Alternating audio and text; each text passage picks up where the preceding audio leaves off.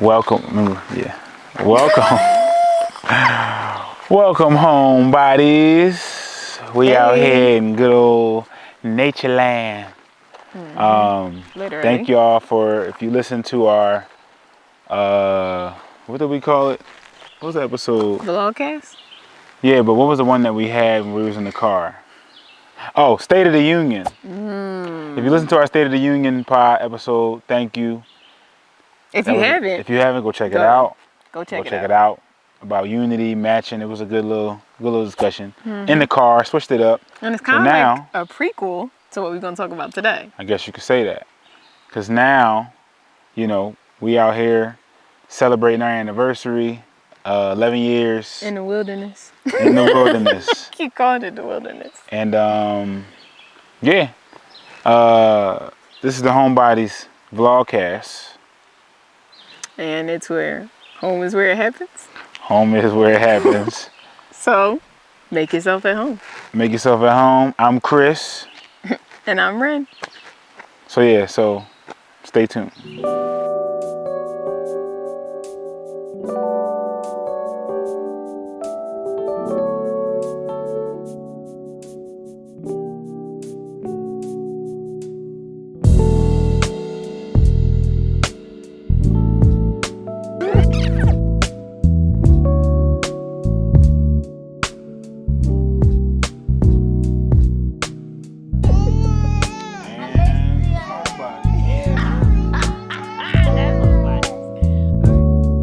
So this is the one time for the one time episode, and that idea came from actually a coworker.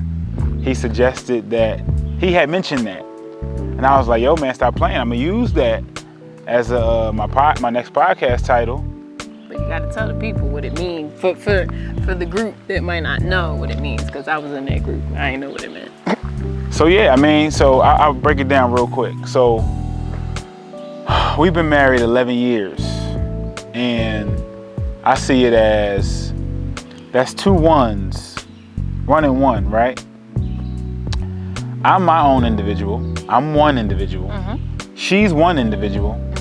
Now you got these two ones walking side by side together. You know what I'm saying? Ooh, I hear something. Just a fly. You got these two ones walking side by side together, this 11, you know what I'm saying? And then when you take those two ones and you multiply them together, you still get one. And then the two ones come together and become one. 1 times 1 is 1. Y'all know the math. Y'all remember Y'all know the science. So the whole 1 and 1 idea, one time for the one time, we was like, yo, that'd be a cool name, because it's like 11, 1, 1. This is our 11-year anniversary. We out here celebrating in the. Thanks for the name for whoever thanks, you Polo. are. Shout out to Polo. Shout out to Polo. So then I got to thinking. We was talking when we was in the little tiny cabin home. We out here in the woods, all the way in the mountains. Better not walk into no bear. And we like, okay, well, we heard that phrase, one time for the one time, but what it mean? So we looked it up. So on Urban Dictionary, I think what it pretty much says is, it's a something. It says to do something only one time in life.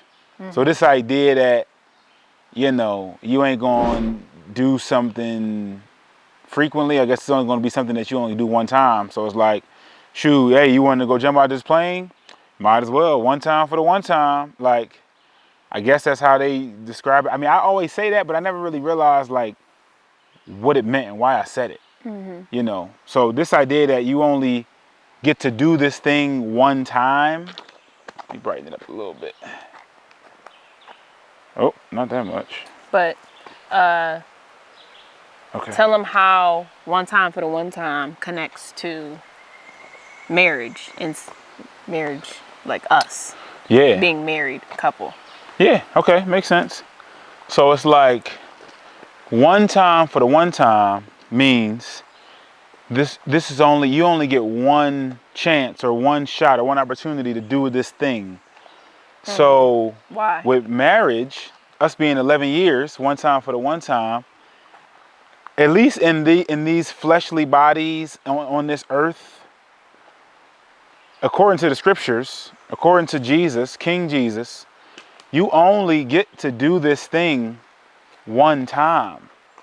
Like in the kingdom of God, whenever that is fully manifested and brought about, he said to the Pharisees, and I'll put the scripture right here, but he said to them, you know, in the kingdom of God, men and women aren't married or given into marriage.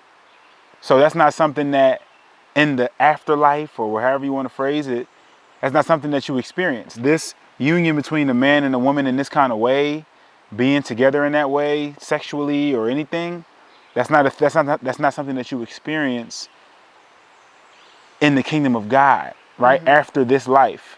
We So will experience it, but it won't be the covenant that we have right now. It'll be just the covenant that is supposed to be mirroring. True. Which is the covenant with the Most High. The oneness that Jesus spoke about and prayed about to the Father and said, may they be one with you, like we are one. That unity, that oneness of purpose, oneness of mindset, oneness of thought, that unity that we talked about in the last episode. Go check it out, State of the Union, right? When you matching the other. Wow. So it's like addressing the State of the Union. But go ahead. We're going to be married, right?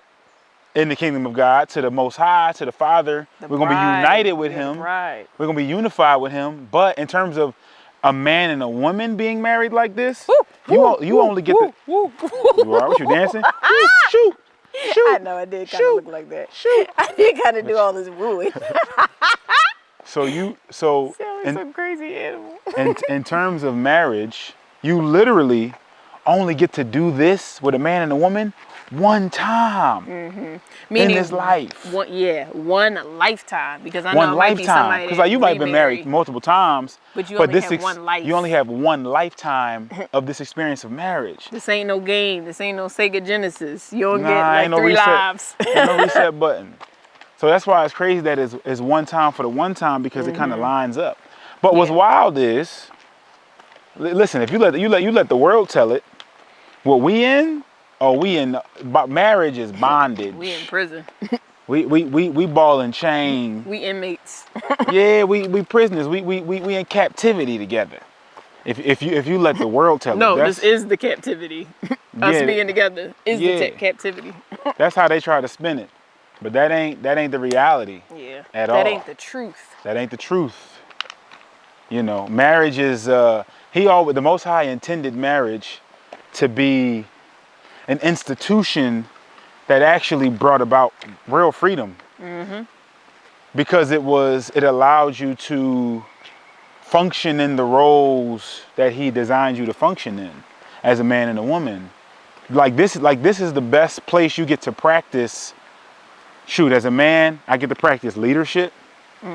As a woman, she gets to practice submission, and technically, as a man, I get to practice submission too, but in a different way. You know what I'm saying?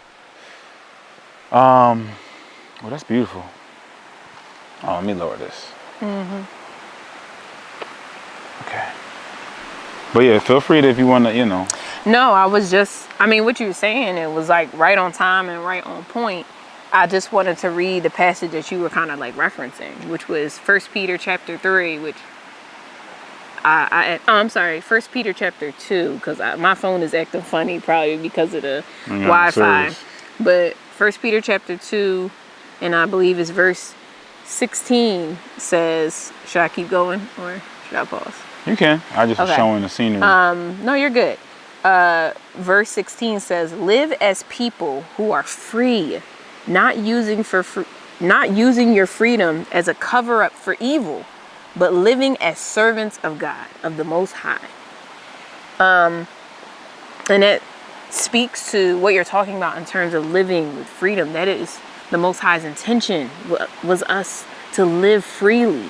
So this combats or demolishes the idea of the world saying that you are in bondage by being tied down to this person. To another person, like even the thought of that sorry y'all, the tied down makes it sound like you are in captivity, you chained up. And it's like, nah, this is freedom. You know why? Because we are a physical embodiment of what the Most High wants with us.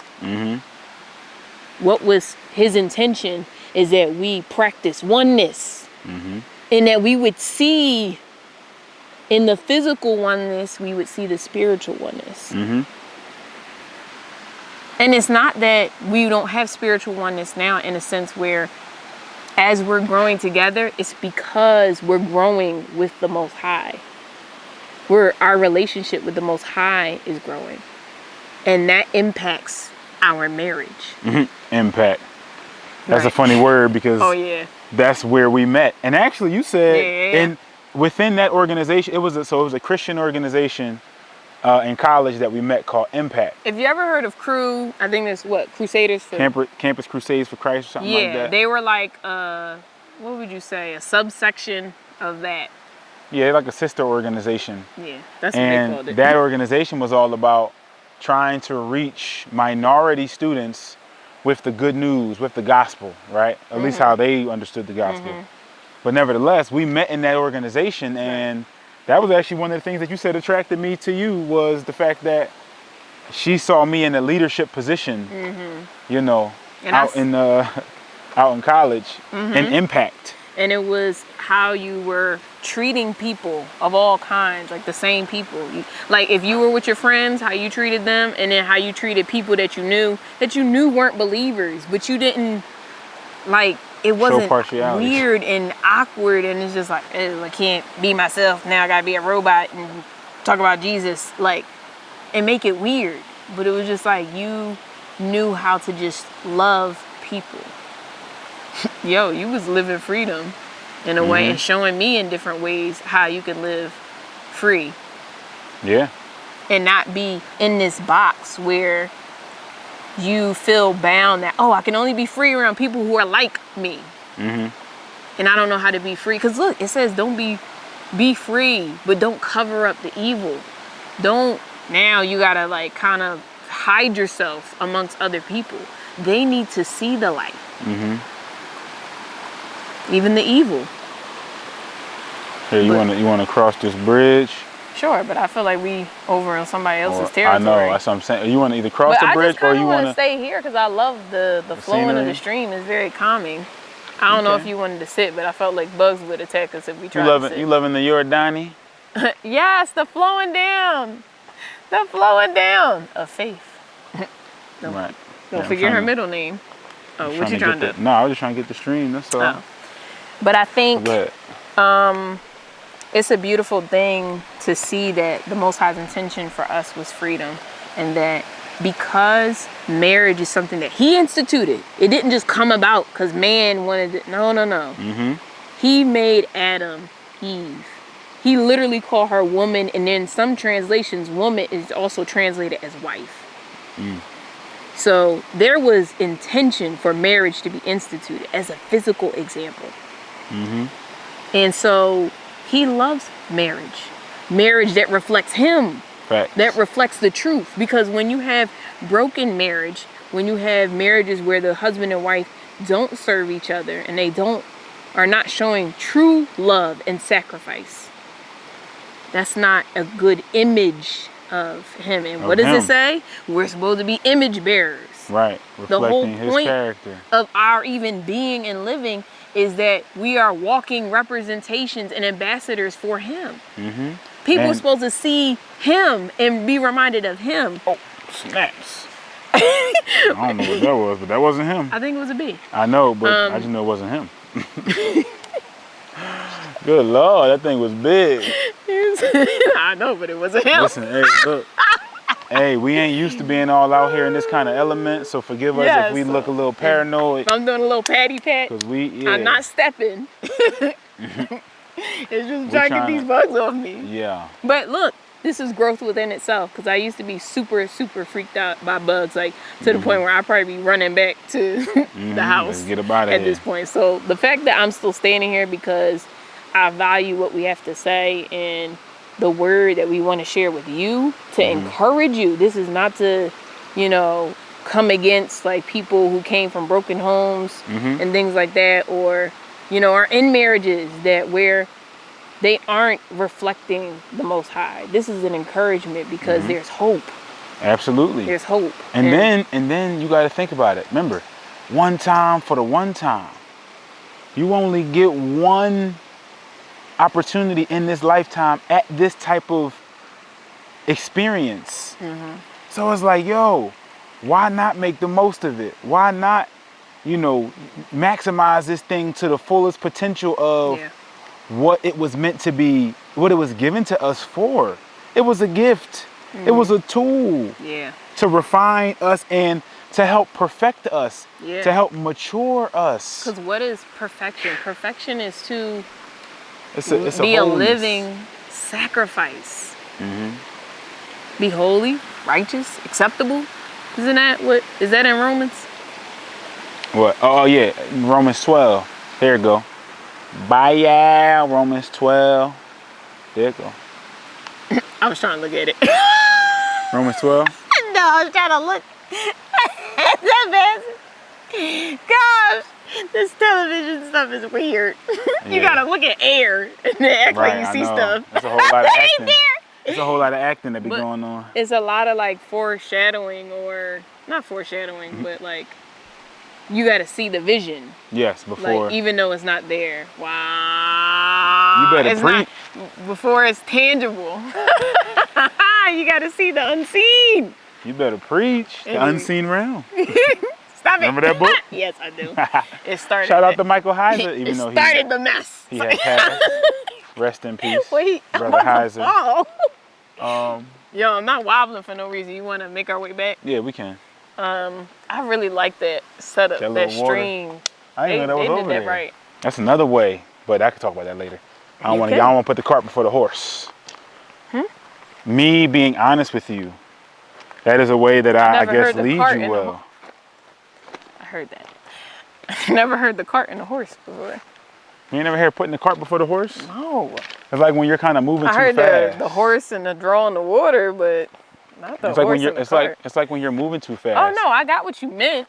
It's just what? I never heard that. I said I didn't want to put the cart before the horse. I told you I ain't good with these idioms. All right, my shoulder's starting to burn. You gonna read that, Peter? I'm sorry. 18 minutes. Okay, so we got 18 minutes. We trying to give y'all the works. Yeah. These good works. This real time right here. Okay. So, I'm just looking at my notes here.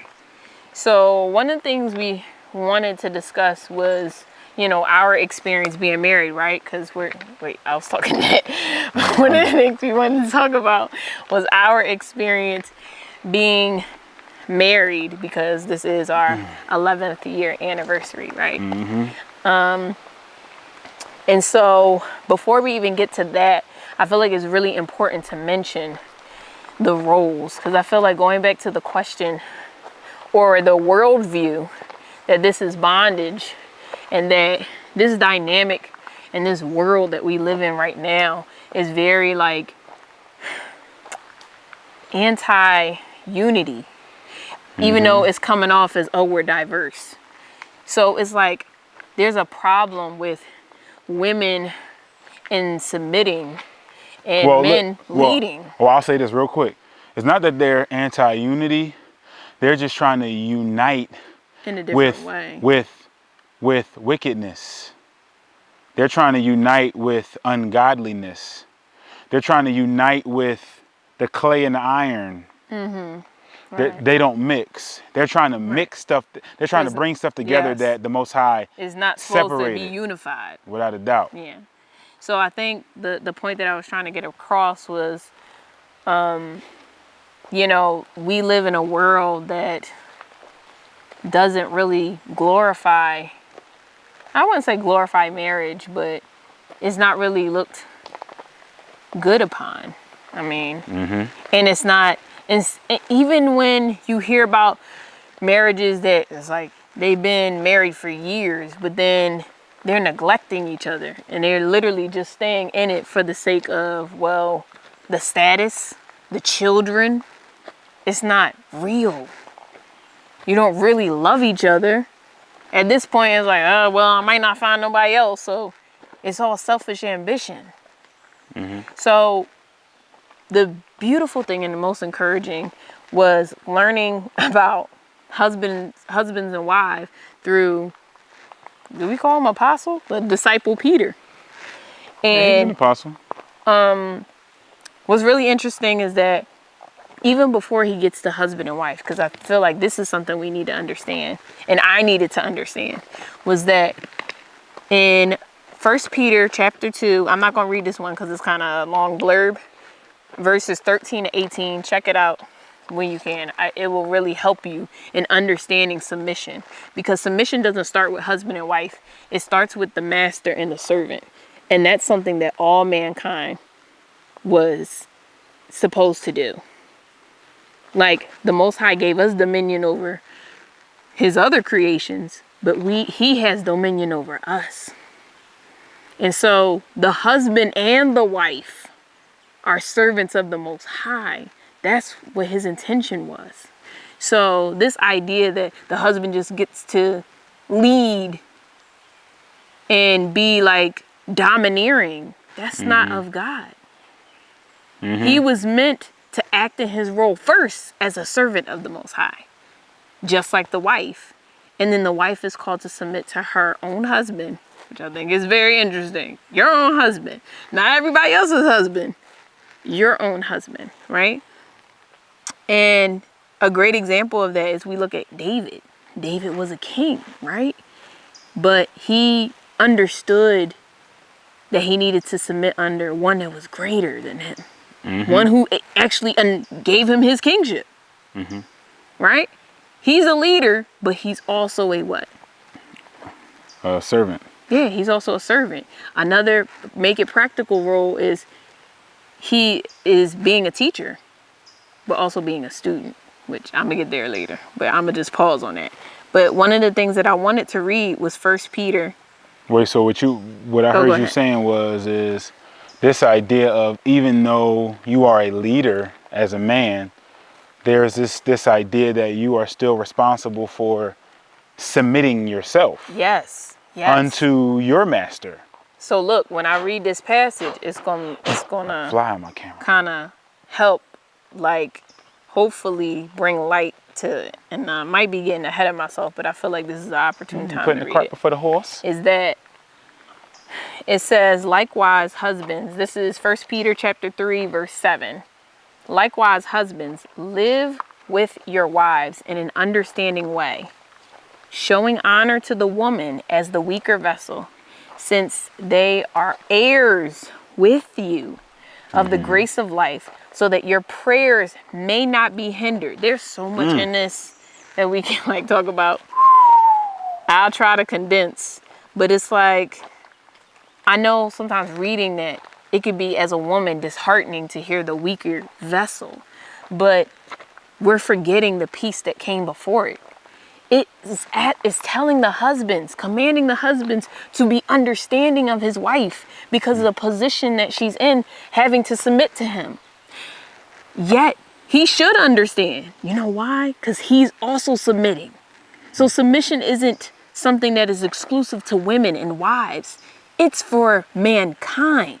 We are servers, but we're also masters because he gave us the ability to have dominion over the earth. You know what I told my wife? I'm sorry, I'm not trying to yell at y'all. Sometimes I get a little passionate and it kind of rubs off. So you starting to understand me, huh? Yes, I do. But I see how it almost comes out like a beast, like rah. But So what I told my wife was, I said, I learned how to submit low key to God by how I see you submit to me. So you're being a student of me. Yes, you're studying me. Right, because I have a physical example of somebody whose role was to submit to her leadership, to her authority, to her head. So now I get a chance, like when the better she does that, the better she submits, that teaches me how to submit and how to take orders, how to fall in line in a sense. Better what? Because it reminds me of Betterment. Betterment, baby. Hey, plug in. We had another podcast where we talk about Betterment. Yes, we did. Hey Google, is betterment a word? Here's the definition of betterment. Oh my gosh. Okay, you got it. Meal prepping. Go check it out. Yes, please. But continue. Yeah, I was just saying, I learned how to submit well when I see you submit well. Technically, like the way you submit to me, you're teaching me how to submit. I learned from my wife on how to, submit well and, be in that subservient type of position or being under another, having to be covered by somebody else. I learned from her on how she does that, right? She teaches me directly and indirectly on how to do that. I'm learning from her example. And I feel like the cool thing about that is that you are being taught. You are teaching me how to lead and how to be led. I'm learning through my experiences serving you. But this is interesting because it's kind of like you're teaching me, and at the same time, you're a student of me. So you are a teacher and a student at the same time. It's not that when you became teacher or the head of the household, now you drop the student part and now you don't do the studying. Is no point now because I'm just a teacher. Wait, so say the shout out to brother Phil Collins. Right. But say the phrase. The quote. Yeah. So Phil Collins, if you didn't watch the Disney movie Tarzan, there's a song called "Son of Man." That's a whole nother story. I can't even get in. Like, listen. Very interesting. The truth be out there. It be out there. And they just be like giving you a little bit. So if you have a solid foundation, you will be able to see it if you just sometimes watch. The truth just gotta pop out and show. Oh man, I can't talk about this right now. Go ahead though. So yeah, the quote is yes. So the quote is from the song "Son of Man," and it goes, "In learning you will teach, and in teaching you will learn." So hear that though. In learning you will teach, and in teaching you will learn. It's a cycle. It's a cycle. That's a bar. It's not that you do one or the other. You're doing both. Because look, as the wife, my job, the hopes is we multiply and we have children. I will be nurturing them. That's teaching. What does it say that the child is not supposed to obey their mother's teaching? The mother becomes a teacher too. The wife becomes a teacher too. And in that, she's learning her leadership from her leader. You're learning now, but look, you're learning your leadership from me, but also yes, I was just about to say that. You're learning things about yourself from the kids even.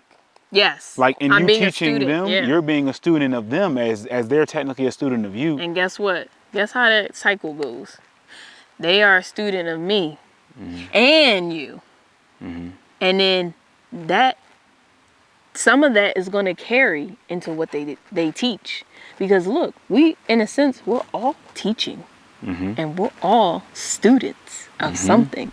The tricky part can be asking the question of who's teaching you? And who are you studying? Are you learning? Or what are you studying? Who's teaching you? And what are you studying? And what are you studying? Yeah. You know what I'm saying? What are you learning? What are you absorbing? Because at the end of the day, everybody, and if you want to walk, we can walk. Yeah. At the end of the day, everybody, like she said, everybody is in that position where they have to learn, right?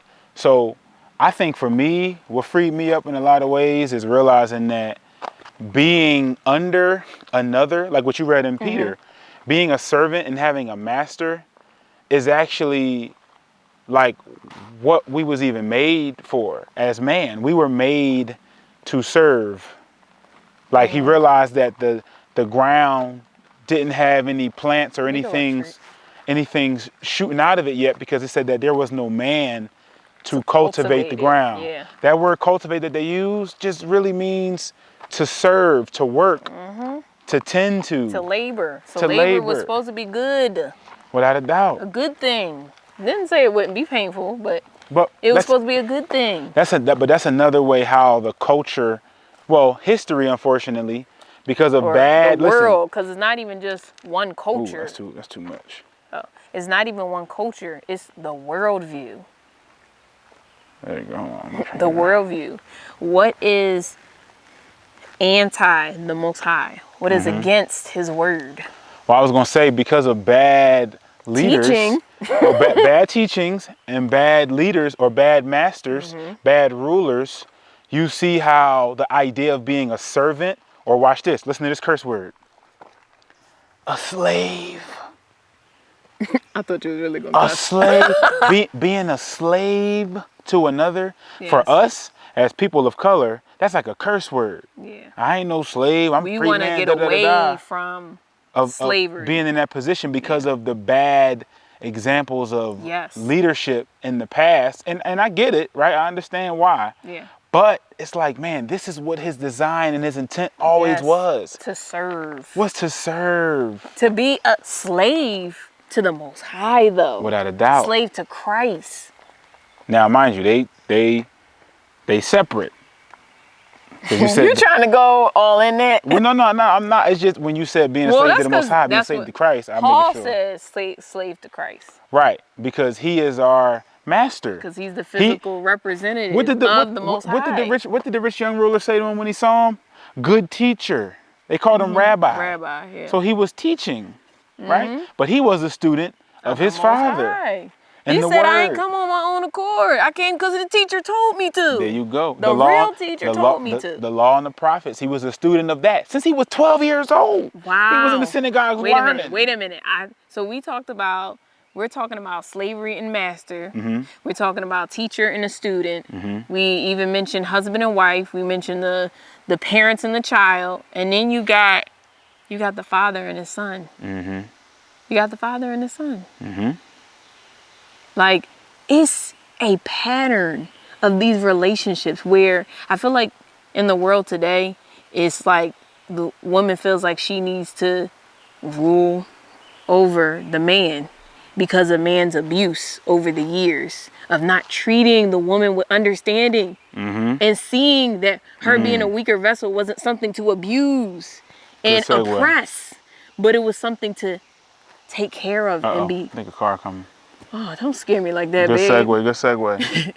It was. Let's scoot out the way. Oh, okay. I don't know where that car is going, but Oh, okay. It was something to. let's go back down this way. It was something. Well, someone to take care of, be gentle with, and think about the Most High. When you really understand who He is and His intention, you see His gentleness. You see His care. You see His sorry, y'all. We kind of like trying to make sure we don't get hit by no car. You see His intention. You see His heart, and that we should mimic that. Like, He's slow to anger. He took so long to really, in a sense, judge the Israelites of their disobedience. It's like He kind of let them wreak havoc in a sense. Now listen. Before He was like, all right, that's it.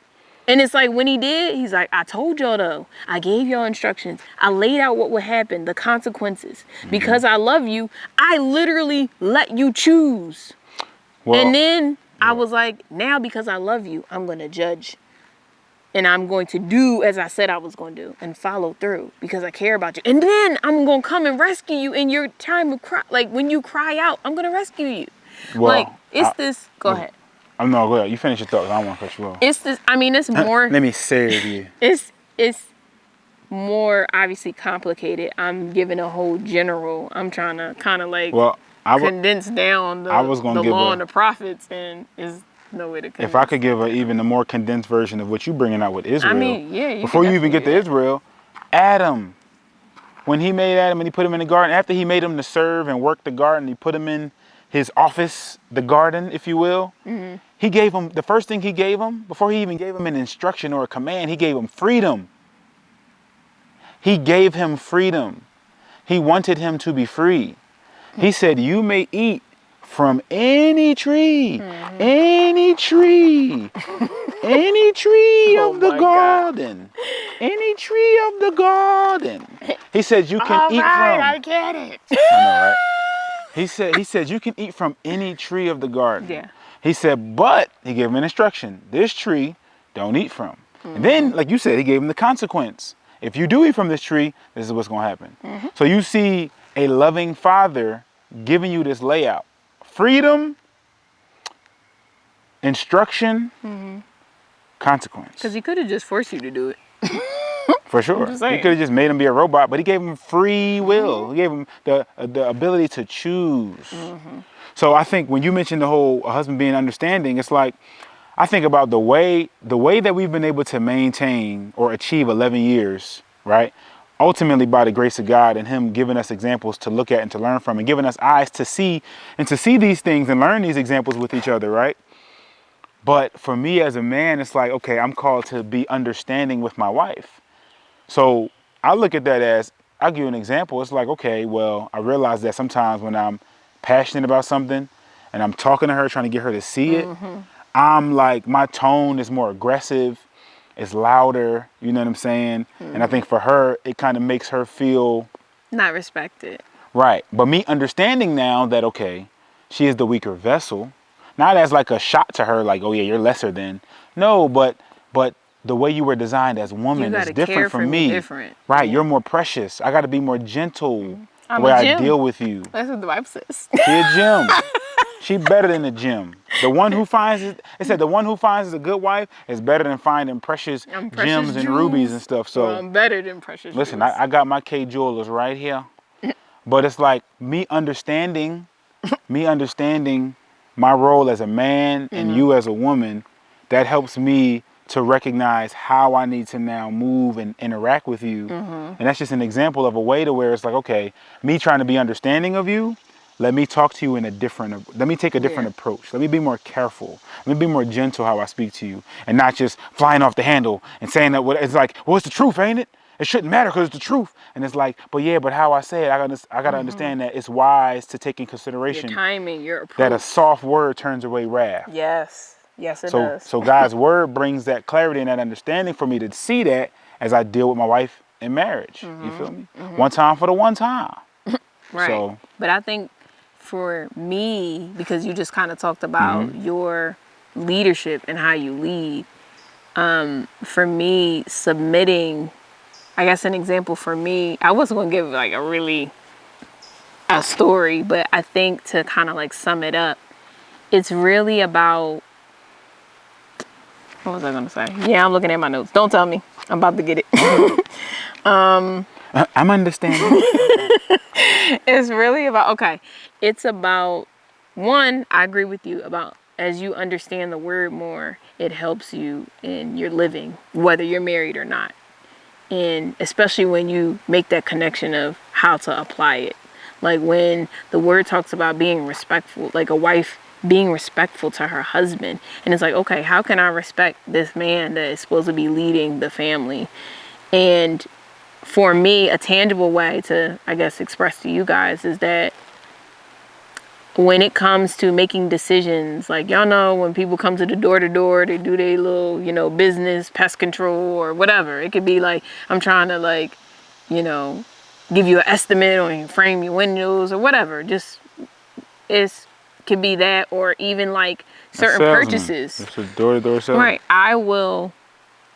My phrase has become, I need to check with my husband first. And, even when I know the answer, better yet, even when I want whatever they're selling and he doesn't. And when he says no, guess what? It's a no in unison. And I stand on it. And I literally have been like, well, yeah, you heard the man. He said no. You know what's funny though? A lot of times I'm like, yo, just make a choice. You don't even gotta call me. I want you to be. Oh yeah, when I'm making purchases. Like you don't gotta involve me on that. It's not even like I'm like asking her to like, you better tell me everything that you're buying and what you're doing, and I need to know. I'm not really even after that because I look at it like, yeah, we on the same playing field. Yeah, like it ain't but no. I see it's my job to honor you. Absolutely. And respect you as my husband. Not saying that. And the funny thing about it is that the Bible talks about that being attributed to your husband and not anyone else. So this is exclusive to just you. So any other man is like, yo, I can respect you, but it's going to look very different when it comes to you versus another man. For sure. And I think Oh yeah. For me, that is one of the ways that I honor you. It's like, no, you the head. So I need to consult you before I'm making a decision. Even if you feel like, yo, I give you freedom. But look at how that image shows a beautiful picture of how it's supposed to be with the Most High. He gives us freedom, right? But we are supposed to be consulting him, looking at his word. He is the word, right? So we're supposed to be consulting him and being like, God, is this okay? Like, I think if you look back, and I might be wrong with the book, but I know the story of David, and there was a time where he didn't consult God about, like, I think like a battle. And he had consequences for that. Like, the Lord wants us to come to him, communicate, confess. This is a relationship we talking about. Like, and this is the sad thing about it, because we've been tainted by man's manipulation with servitude, that we think servitude means you in chains and somebody stepping on you and doesn't give you any rights. And it's like, that's not true servitude. In servitude, you actually do have rights. At least with the Most High you do. But because man has tainted that, people won't even reach out to look at the word and see the goodness of what servitude was supposed to look like. And can look like, because there's a hope too, because I'm talking about it was, but it can be that way.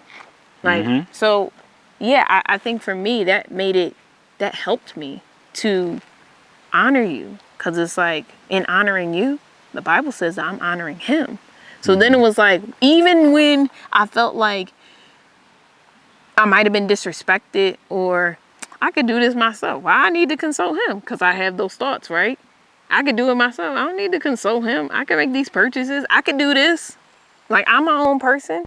It's like, yeah, but in honoring him and honoring him, I'm honoring him.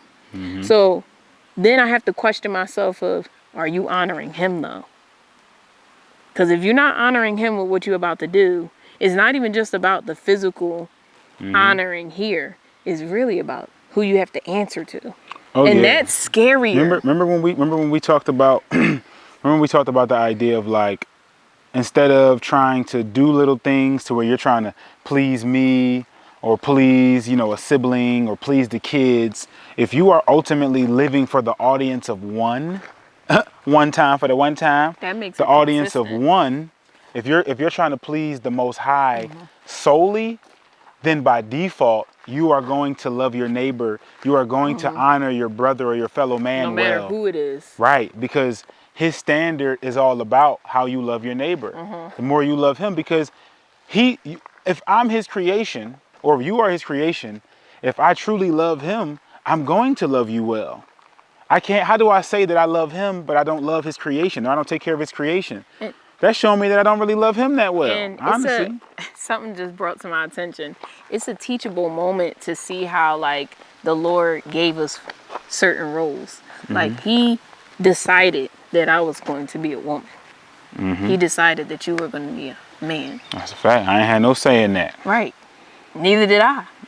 But I believe that was teachable. I needed to be a woman. Like, I needed to step in this role because I needed to be in the submissive role. To learn about him, to be perfected. You needed to be in this leadership role, not so you could dominate me,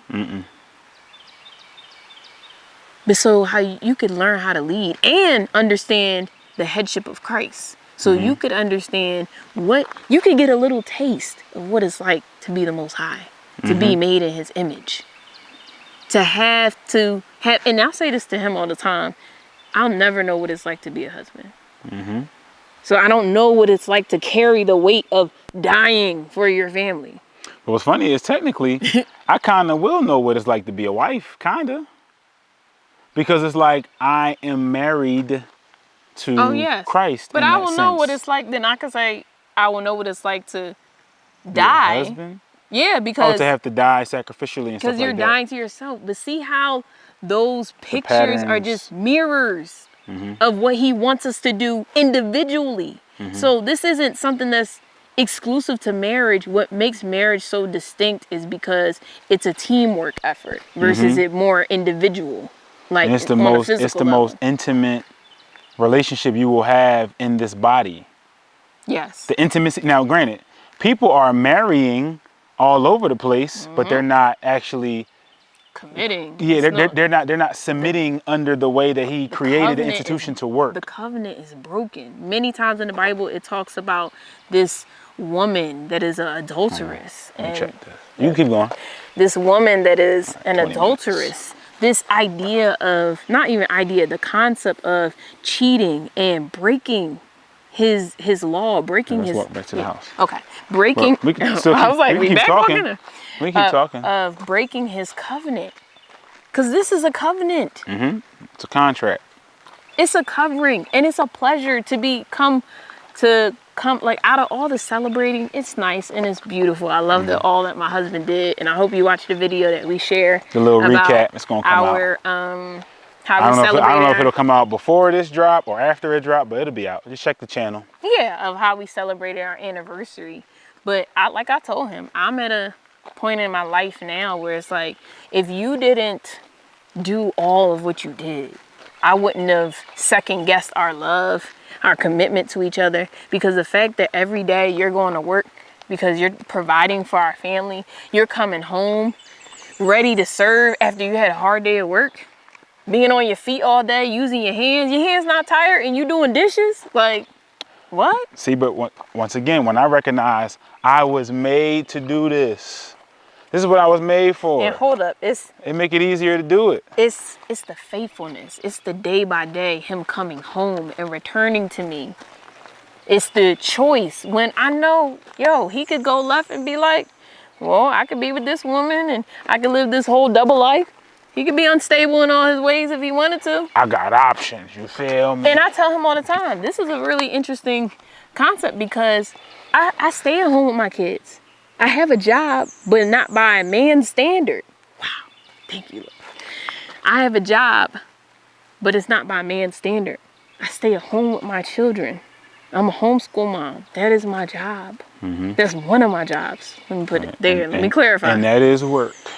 And I don't even have to defend it no more because it don't shake me how it used to shake me. You used to feel like you had to over-explain, or you felt less than. Yes, but here's the thing. People might see it as less than, but it's like the ability to be in a role that it humbles you. In a world where you could beat your chest about, look at my job, look at this, and I got that. And it's just like, but you all distorted. You're crumbling inside. Your heart is hardened. You won't even hear the word. You won't even hear what is good for you. But, I mean, I don't know who that was for, but, that was random. She be going in preacher mode. She be like me, because I had the moments where I be, hey, you give me the mic, it's over with. Right. I'm going. You give me a yard, I'm going a mile. It's a pleasure to be able to be married to you and your faithfulness. And I get to see a beautiful picture of the faithfulness of God, because let's be honest, we ain't do this on our own. Like, it would be a lie to try to paint this picture like, yeah, well, if you, do it this way and you do these tips, like, this how we made it work. No, it's him who has kept us, because we are susceptible to what other people are. They are like, yo, I can't. Through. Oh. No, just look you nice. You want to walk? Let's walk. Yeah. Like, I'm about to walk up to our tiny home. There's many challenges you will have on this earth, many trials, but there's so much joy in seeing a beautiful picture of faithfulness. Like, when I look at my marriage, it's a physical image of God's faithfulness. We're walking closer to the light. Oh. No, it's cool. Should we turn away? Should we turn that way, or is that going to make it worse? Should we turn around?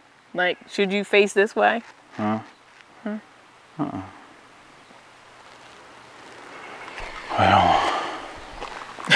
we trying to battle the sun, y'all. The sun is too great. We can't do nothing about this, y'all. Unintended. All right, but go ahead, you can keep talking. Yeah, I think the point, I was trying to close, but I think the point that I'm trying to make is the comfort, the contentment that comes with faithfulness.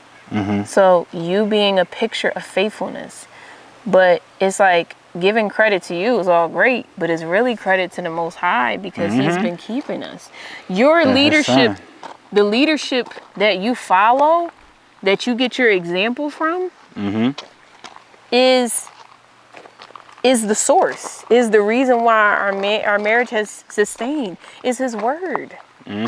If we take the word, take the Bible out of the equation, then what are you hanging your hope on? What are you living by? What's your standard? Right.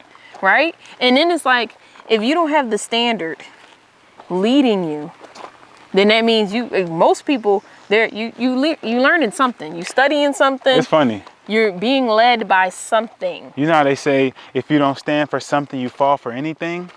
It's like, yeah, that makes sense. But if you're not building on the Most High and his words, Let's say it says a solid foundation. A solid foundation, the rock, a mountain, like we on, a mountain. And it's going to beat against that house. The storm is going to beat against the house. And here it is.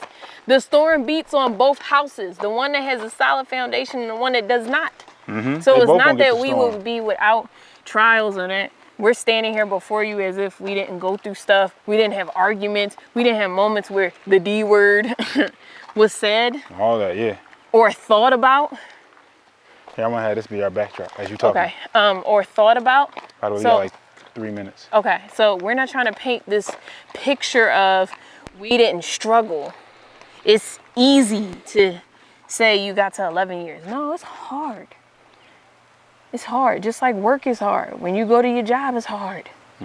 Whatever your job is. Right? But there's joy found in the job, hopefully.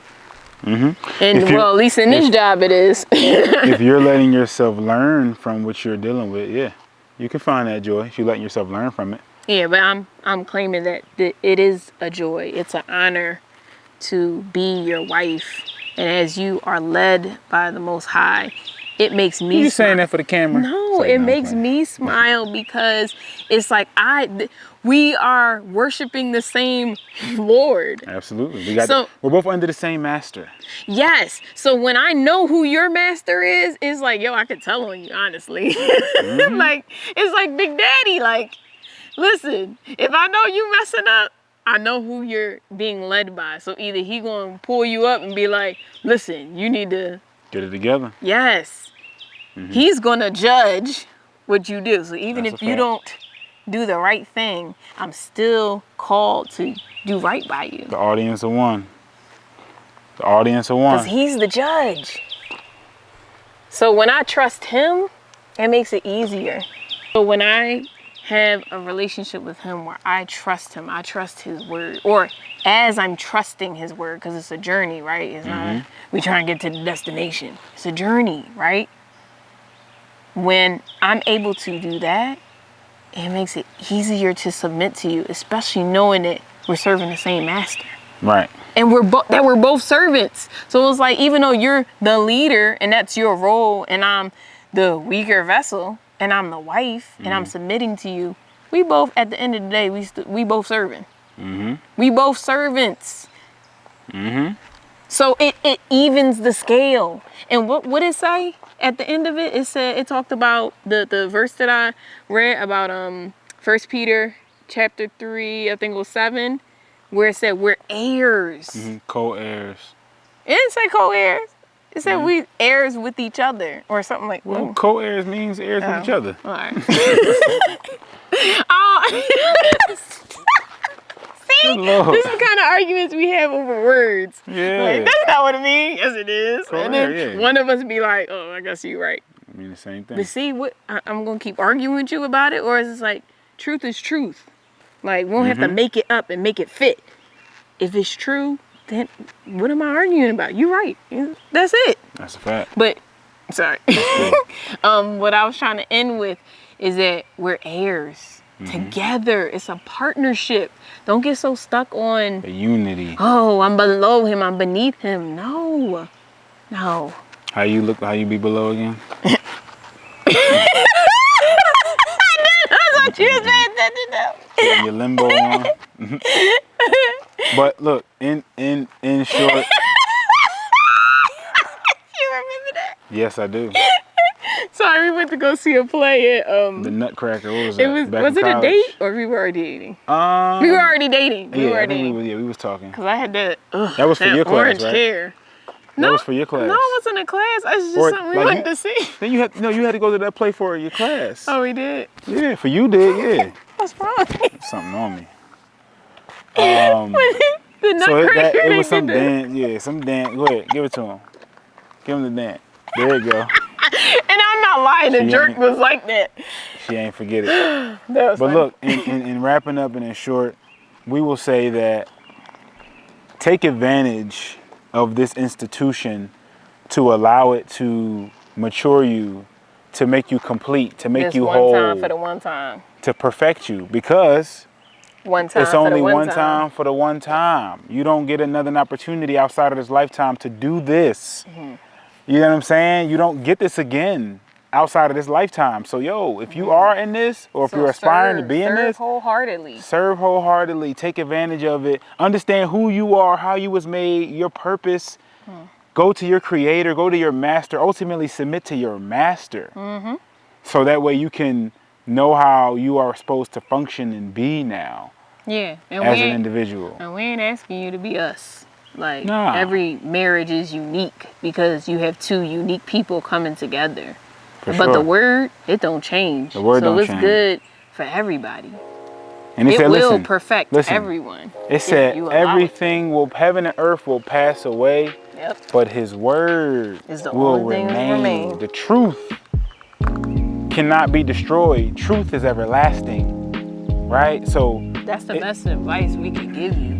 Is that when you look to, well, where do we go to help our marriage, or if I'm looking to marriage, how do I prepare myself? I mean, there's no really true way to prepare yourself other than looking at his word. And I'm sorry if that sounds cliche, but we're standing on 11 years because of the word. So it would be a disservice to not acknowledge that. That's a fact. So we're gonna sign off. Appreciate you listening. Check out whatever episodes you didn't check out, or whatever videos or content on our page. Check us out. Thank you for your ear. Hopefully this was edifying. Yeah, we gotta go because I'm trying to get in the hot tub. See you. We out here. Bye. We out here. I can't wait. So, this is Homebodies, where home is where it happens. And thank you for listening to our vlogcast. Yeah. And please tune in for other episodes. And what else do we want to say? Engage with us, share it, whatever you want to do. But hopefully this information was edifying in some kind of way. Enlightening, encouraging, challenging. And it's something that you can pass on to others. Thought-provoking. Thank you for giving us your time. Your ear. All right, now get to stepping. Get to stepping. You ain't got to go home. I'm not saying that. You probably should go home. Yeah, go home. Go be with your family or whatever. No, go home. Because it's where it happens. Exactly, that's what I was saying. Yeah, go home, Roger. What to say? You ain't no twin. Oh, wish it was. Well, thanks for stopping by. Yes, see you. Bye. We're closing the door.